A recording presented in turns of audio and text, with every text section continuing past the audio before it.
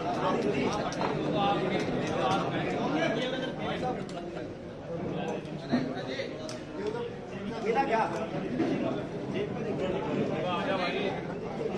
मेरा पुराना साथी है। कांग्रेस पार्टी के लिए भी और व्यक्तिगत तौर से मेरे लिए भी एक बहुत खुशी का, हर्ष का दिन है। कैथल जिले के अंदर कांग्रेस पार्टी को अभूतपूर्व मजबूती आज मिल रही है प्रभु के आशीर्वाद से।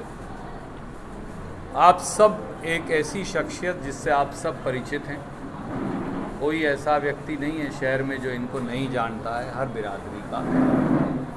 भाई पालाराम सैनी जी, 25 साल से हमारी दोस्ती है, हमने लंबा एक दूसरे के साथ काम किया।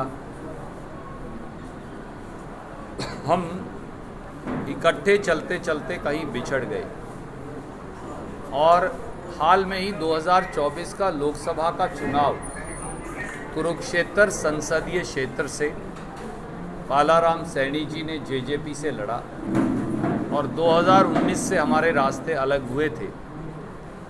तो मैं पालाराम सैनी जी के पास गया और कहा कि भाई सब मतभेद बुलाने पड़ेंगे और दोनों भाइयों को ये सफ़र आगे का राजनीति का इकट्ठे तय करना पड़ेगा।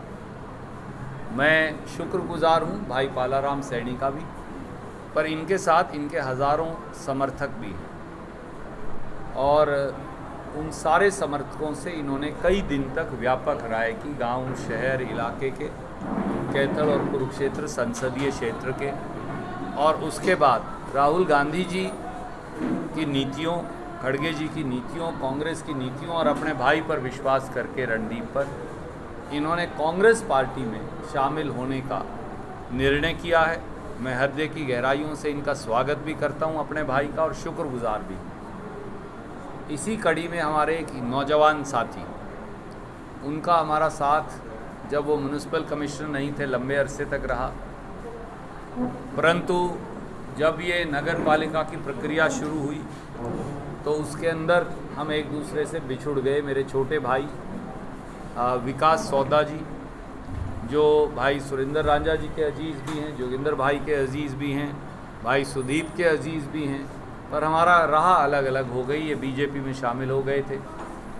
हमने फिर दोबारा से बैठकर अपना प्रेम का डोर, जो रिश्ता है, जो अपने छोटे भाई से फिर जोड़ लिया और विकास सौदा जी ने भी कांग्रेस पार्टी में शामिल होकर कांग्रेस की मजबूती के लिए काम करने का निर्णय किया है। हम दोनों के एक और साथी हैं, वो हमने वहीं उनको कार्यक्रम में आज छोड़ आए, भाई मुकेश जैन जी, जो पिछली बार बीजेपी में चले गए थे, 25 साल से उनसे रिश्ता था। आज सुबह उन्होंने भी जैन स्थानक में कार्यक्रम करके, हमारे दूसरे साथी इनके और मेरे दोस्त हैं प्रयागराज बालू, वो तो 2-3 दिन पहले आ गए थे, तो वो उन्होंने भी आज कांग्रेस पार्टी की सदस्यता ग्रहण की है। तो कांग्रेस पार्टी के लिए आज बड़ा सुखद दिन है। मेरे भाई और इस इलाके के नेता कई बार म्युनिसिपल कमिश्नर रहे और भी बहुत सारे पदों पर रहे। मैं उनकी चर्चा इसलिए नहीं करूंगा कि स्थानीय मेरे पत्रकार मित्र वाकिफ़ हैं। उन्होंने मेरे छोटे भाई जो हैं विकास सौदा, म्युनिसिपल कमिश्नर वार्ड नंबर 31, और हमारे साथी मुकेश जैन जी ने आज कांग्रेस पार्टी के अंदर शामिल होकर न केवल मेरी पर पार्टी की नीतियों में पूरा विश्वास जता समर्थन देने का निर्णय किया है। मैं हृदय की गहराइयों से आपका स्वागत करता हूं। मैं मेरे भाई डॉक्टर सुरजीत सैनी जी का भी धन्यवादी हूं कि इनका भी और मेरा भी, दोनों का हमारा लगातार प्रयास हमारे भाई के साथ रहा। बिशनगढ़ गामड़ी का ये पूरा इलाका जो है ये महत्वपूर्ण है। इनके साथ साथ पोलू खणोदा जी और सरदार धर्म सिंह जी, राजकुमार जी, अश्वनी जी, तनुज जी, रवि सैनी जी, दर्शन सैनी जी, राजेश सैनी जी और भाई विकास के साथ शिवा सैंसी और सैकड़ों और साथी हैं और हज़ारों साथी भाई साहब के। आज हमने उन्हें बुलाया नहीं क्योंकि यहाँ वो संभव नहीं था सबका शारीरिक तौर से मौजूद रहकर शामिल होना। हमने ये कहा कि हम सब साथियों की हाज़िरी आपके माध्यम से कैथल की जनता के समक्ष लगवाएंगे।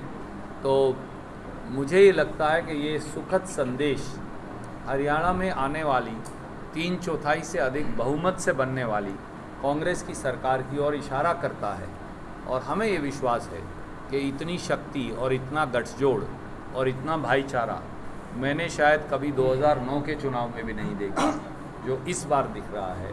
और ये दर्शाता है कि भारतीय जनता पार्टी पूरे हरियाणा में तो 10 के आंकड़े से कम पर सिमट जाएगी और अधिकतर क्षेत्रों में बीजेपी की ज़मानत जब्त होगी।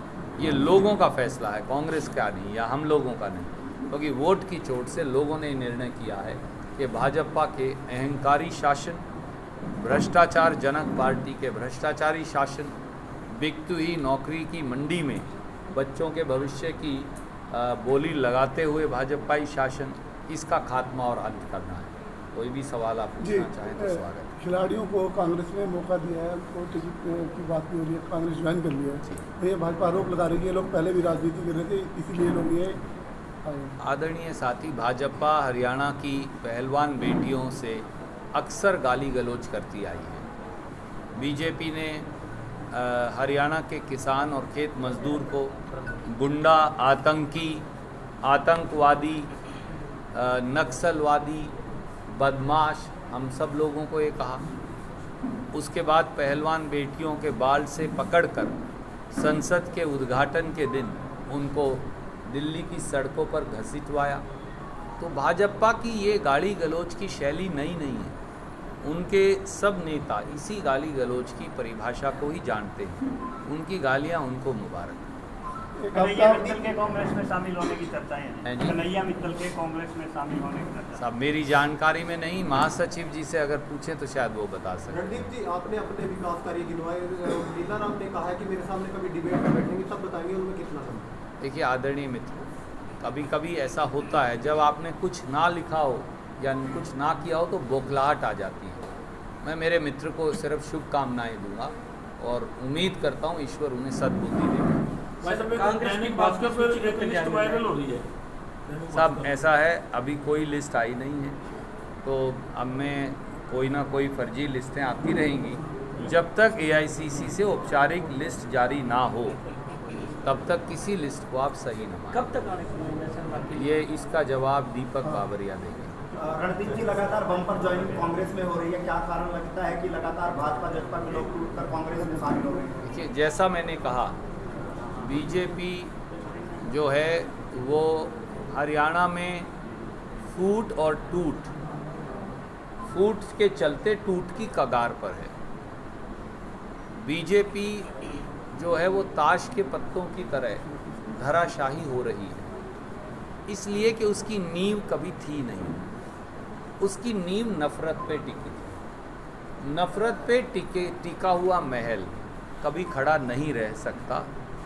जब भी प्रेम की आंधी आएगी तो वो धराशाही हो जाएगा, नफ़रत उड़ जाएगी। यही बीजेपी के साथ हुआ। एक आपका बयान नेशनल टीवी पे, आपका बयान नेशनल टीवी पे चल रहा है कि आप मुख्यमंत्री बनना चाहते हैं और ये आपके साथ गठबंधन के खिलाफ है, आप उसका अपना क्या कहें? मेरे मित्र, आपने, मुझे उम्मीद थी कि आप इतने सजग पत्रकार हैं, वो इंटरव्यू आप देखते।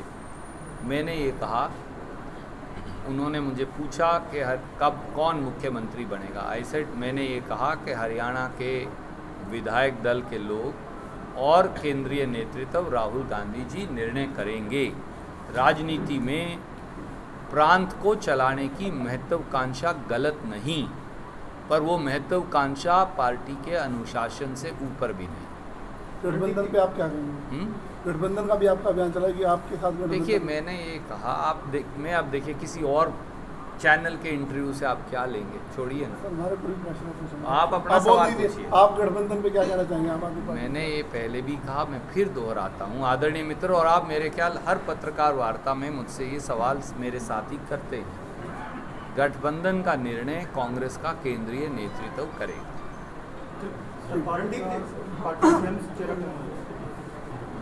कांग्रेस पार्टी की ये रवायत है कि हम मुख्यमंत्री का चेहरा प्रोजेक्ट नहीं करते और सामूहिक नेतृत्व के आधार पर चुनाव लड़ते हैं।